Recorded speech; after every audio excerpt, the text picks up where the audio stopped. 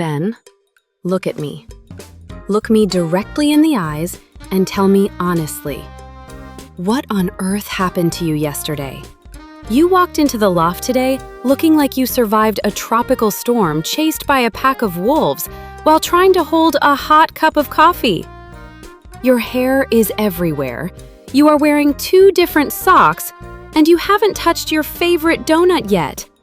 That is a massive red flag. Ava, please speak quietly. My head still hurts from yesterday. Yesterday was a disaster. It was a complete, absolute, unforgettable catastrophe. I tried to have a normal day. I planned a beautiful, productive Tuesday. Instead, everything that could go wrong definitely went wrong. Forget the textbooks. Learn real English with us. Welcome to the Loft.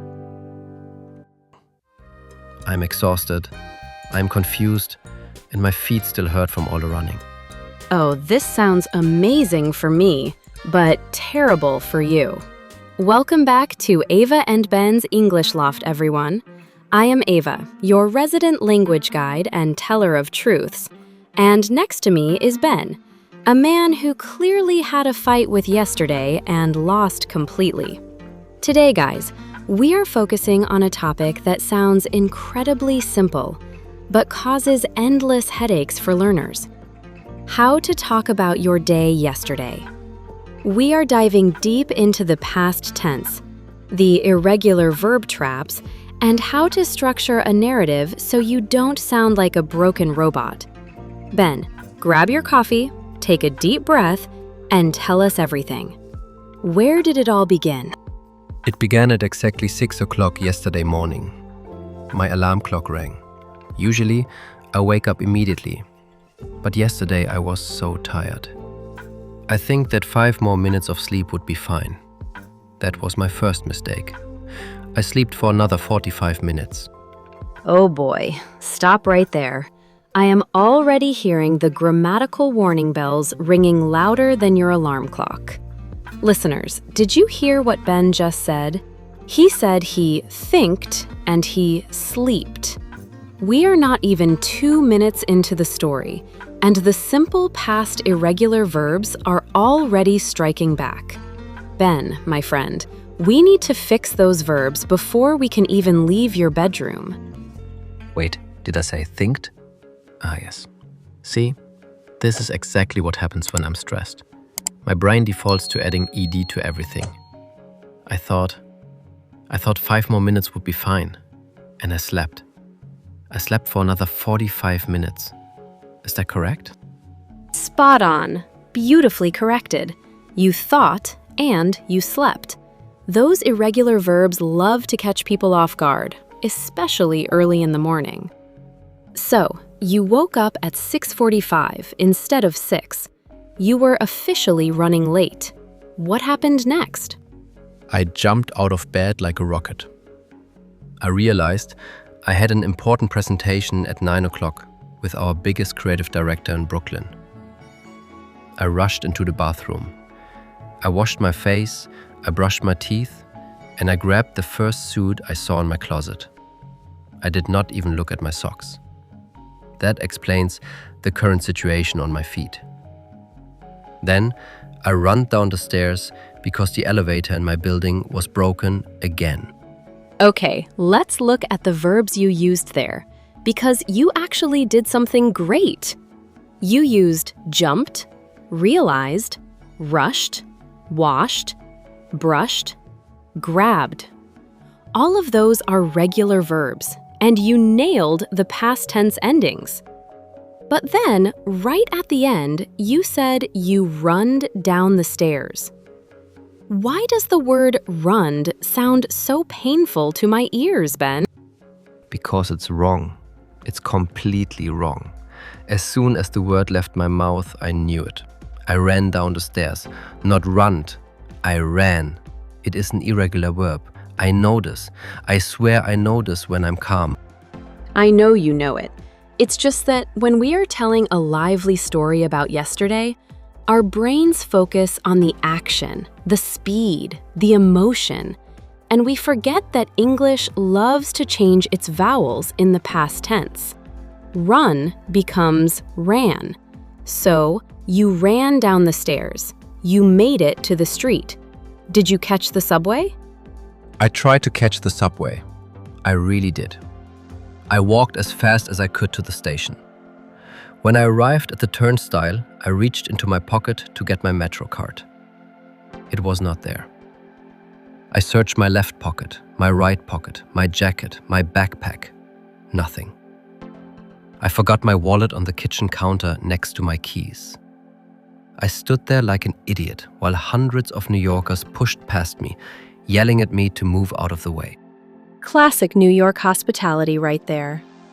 If you block the subway turnstile during morning rush hour, people will look at you like you just committed a crime. So you stood there, cashless, walletless, and wireless? Did you have your phone? Thankfully, I had my phone in my hand. I used my phone to pay for a digital transit ticket. I finally went through the gate and ran down to the platform. The train arrived just as I got down there. I thought, okay, my luck is changing. The train is here. I stepped inside. The doors closed behind me. And then, the train stopped in the tunnel between stations for exactly 35 minutes. No announcement, no service. Just silence and 20 strangers looking at each other with pure annoyance. Oh, the dreaded subway delay. There is nothing worse than being trapped in a metal box under the city when you have a deadline. What was going through your mind while you sat there? I kept looking at my watch. Minutes flew by. 7:30, 8 o'clock, 8:15. I began to sweat. I knew my presentation was at 9, and the office was deep in Brooklyn. By the time the train finally started moving again, it was 8:40. I exited the station at 8:45, and I still had 10 blocks to walk. So I decided to sprint. I chose to run like an Olympic athlete, and while I was sprinting, I didn't see the massive puddle of muddy water on the sidewalk. Oh no, please don't tell me you stepped in it. Worse. A delivery truck drove right through the puddle at the exact second I ran past it. A giant wave of brown, muddy New York street water flew through the air and covered the entire right side of my suit. I looked like a wet, dirty dog. My white shirt was no longer white. My gray jacket had dark brown spots everywhere. I stood on the sidewalk, completely soaked, while the truck just drove away. That is a movie scene, Ben. That is a literal comedy trope.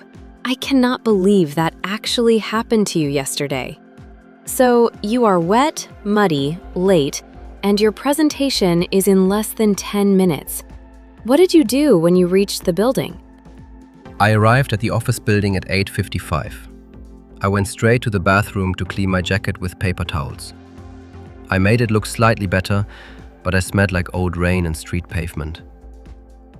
I walked into the conference room at exactly 9 o'clock. The creative director was already sitting there.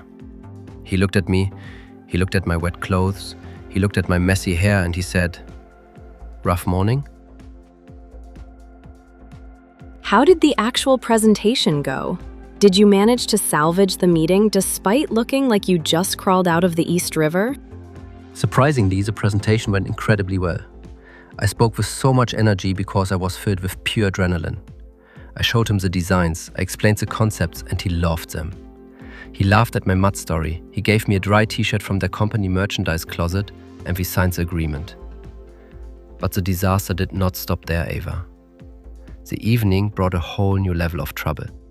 Wait, there's more? How could your day get any crazier after getting splashed by a delivery truck and presenting a business pitch in a graphic t-shirt? Tell me you didn't lose the contract. No, the contract was safe in my backpack. But after the meeting, I wanted to celebrate. I decided to buy a nice dinner. I walked to a famous pizza place nearby. I ordered a large pepperoni pie to take home. I paid with my phone app again. I grabbed the box, walked all the way back to the subway, took the train back to Manhattan, and finally walked up the stairs to my apartment. I reached into my backpack to get my spare keys. They were gone. I dropped them somewhere in Brooklyn. I locked myself out of my own home. No way. You were locked out with a fresh, hot pizza? Yes. I sat on the cold floor of the hallway outside my door. I ate the entire pizza by myself while waiting for the locksmith. He arrived 2 hours later. He charged me $300 to open the door. I finally entered my apartment at midnight. I threw my dirty clothes on the floor, fell into bed, and closed my eyes. That was my yesterday. Wow, then that is an epic story. First of all, congratulations on survival and on signing that contract. That is huge. Second of all, your story is an absolute goldmine for anyone looking to master the simple past tense. Let's break down exactly how you shared that experience, because you used some fantastic structures. But you also fell into some classic traps that our listeners can easily avoid. When we want to talk about our day yesterday, our primary tool is the simple past.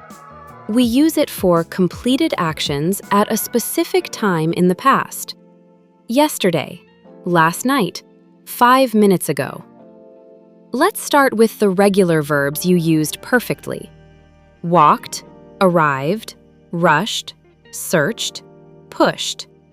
What do they all have in common? They all end with ed. That part feels simple when you look at it on paper. You take the base form of the verb, like walk, and you add ed to make walked. Arrive ends with an e, so you just add d to make arrived.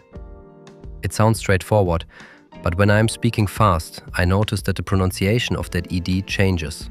Sometimes it sounds like a T, sometimes like a D, and sometimes like a whole new syllable. Why is that? This is exactly where most intermediate speakers lose confidence. The spelling is always ed, but the pronunciation follows 3 strict rules based on the sound at the end of the base verb. Let's break them down clearly. The first rule is the T sound. If the base verb ends in an unvoiced sound, meaning your vocal cords do not vibrate, like P, K, S, sh, ch, or F, the ed ending is pronounced as a crisp T. Listen to these words from Ben's story. Walked, rushed, brushed, dropped. Notice how it is not walked or rushed. It is walked, rushed, dropped. Can you try saying those, Ben? Walked, rushed, brushed, dropped. Yes, I can feel that it feels like a sharp stop at the end. My throat doesn't vibrate at all. It just pushes air out. Walked, rushed. That makes sense. What about the second rule? The second rule is the D sound. If the base verb ends in a voiced sound, meaning your vocal cords do vibrate, like L, M, N, R, B, V, G, Z, or any vowel sound, the ed ending sounds like a soft D. Let's look at your verbs. Arrived, realized, grabbed, charged. You can feel your throat vibrating on the V, Z, and B sounds, so the ending smoothly transitions into a D. Arrived, realized, grabbed. Try them. Arrived, realized, grabbed. Ah, yes. That flows much more naturally than trying to put a sharp T sound at the end of arrived. It blends directly into the next word. What is the final rule? The one that creates an extra syllable? The final rule is the ID sound. This is the only time you actually add a whole new syllable to the word. If the base verb already ends in a T or a D sound, adding another T or D would be impossible to pronounce. Try saying start or decide. It doesn't work. So, for verbs ending in T or D, the ED becomes pronounced as ID.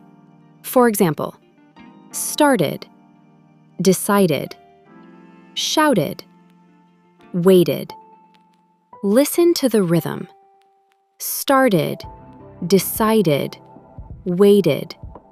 You added a full extra syllable. This is where many learners make a mistake. They try to add that extra syllable to every single verb, saying things like looked or opened. Remember, only add the extra syllable if the base verb ends in T or D. That clears up so much confusion. So it is started and decided because they end in T and D. But it is opened with a soft D sound and looked with a sharp T sound. I need to practice keeping those separate in my head when I describe my day. Now, what about the absolute monsters of the English language, the irregular verbs? Yesterday, I struggled with think, sleep, and run. What is the best strategy to handle them when telling a story? The bad news is, there is no magic rule for irregular verbs. You cannot just add a formula. You have to memorize them. The good news, however, is that we use the same 20 or 30 irregular verbs for 90% of our daily conversations about yesterday. Think about your narrative. You used went, woke up, ran, forgot, stood, paid, sat, ate, drove, threw, fell. These are all high-frequency words. The best strategy is to group them by patterns instead of just reading an alphabetical list.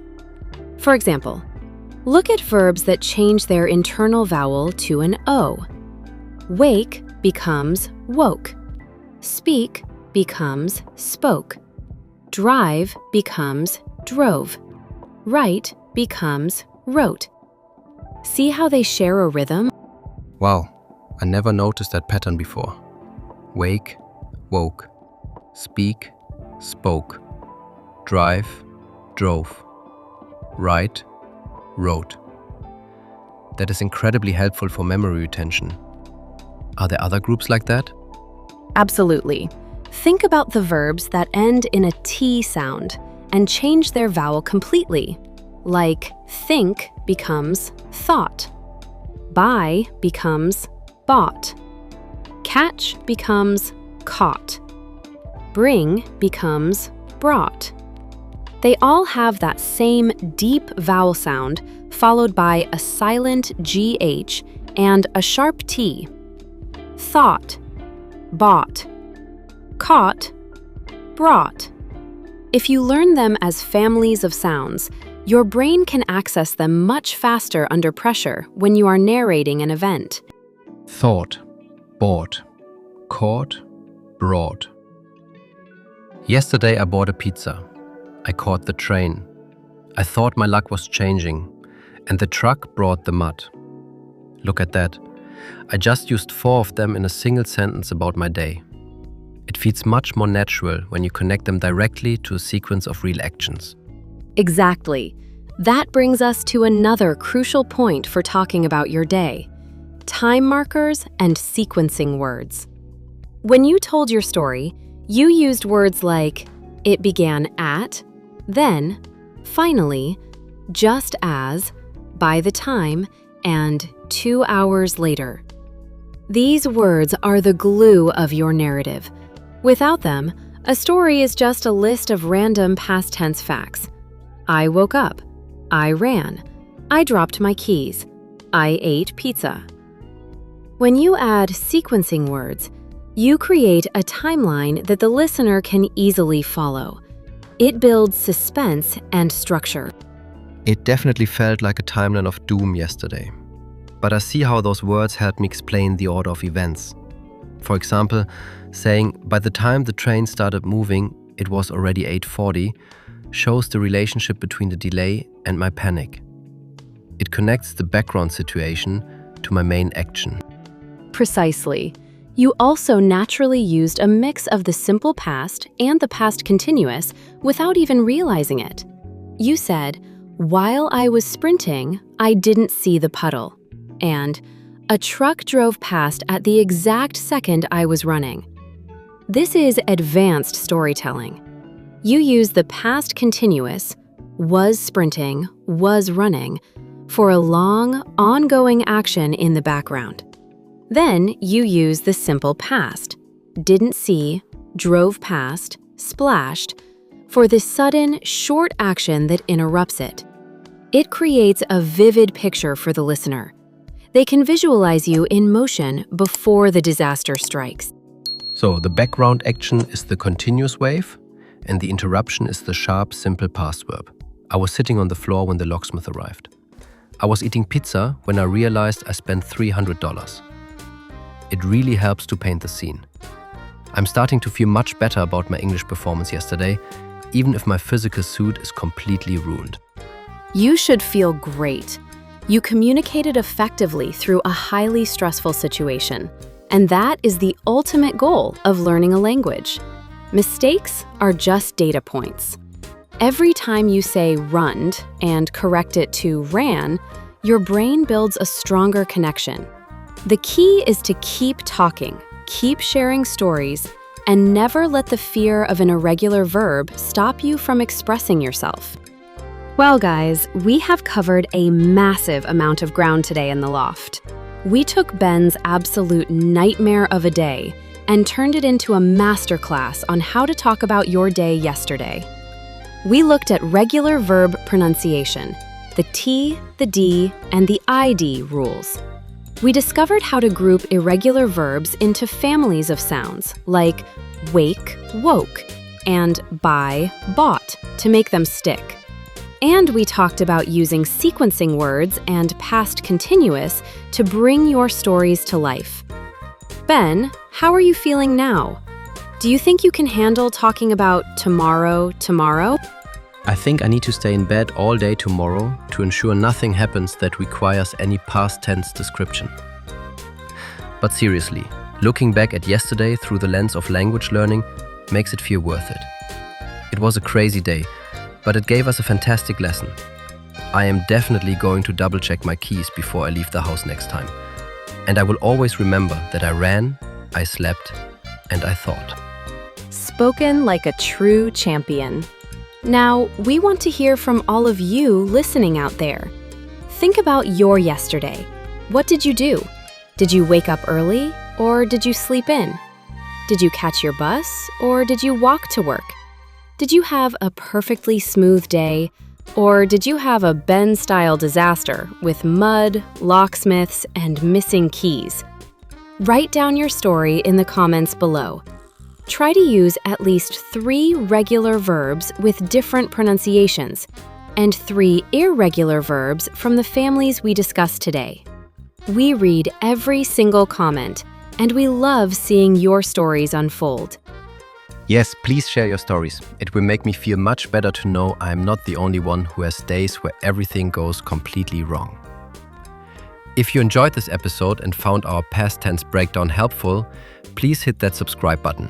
Give us a thumbs up and share this podcast with a friend who's also working hard to build their conversational confidence. Every single interaction helps our Loft community grow bigger and stronger. Thank you so much for hanging out with us in the Loft today, everyone. Keep practicing, keep sharing your stories, don't let the irregular verbs intimidate you, and remember to look out for delivery trucks when it rains. Stay curious, stay confident, and we will see you right here in the next episode. Bye-bye! Goodbye, everyone. See you next time.